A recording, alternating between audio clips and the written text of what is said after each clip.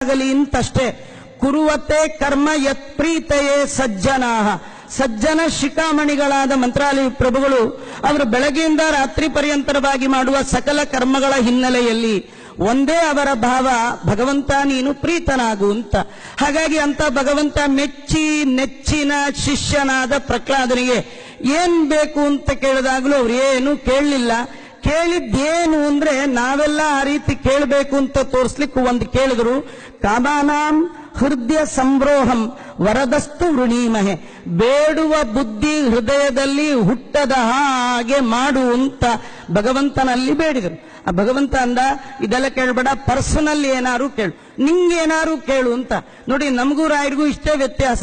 ದೇವರನ್ನ ನಾವು ಕೇಳಿ ಕೇಳಿ ಕೇಳ್ತೇವೆ, ದೇವ್ರು ಕೊಡಲ್ಲ ಕೊಡಲ್ಲ ಕೊಡಲ್ಲ ಅಂತಾನೆ. ಅಲ್ಲಿ ಪ್ರಹ್ಲಾದರಾಜರು ಕೊಡ್ತೀನಿ ಕೊಡ್ತೀನಿ ಕೊಡ್ತೀನಿ ಅಂತ ದೇವ್ರು, ಬೇಡ ಬೇಡ ಬೇಡ ಪ್ರಹ್ಲಾದರಾಜರು. ಇಷ್ಟೇ ನಮಗೂ ಅವ್ರಿಗೂ ಇರ್ತಕ್ಕಂಥ ವ್ಯತ್ಯಾಸ. ಕಡೆ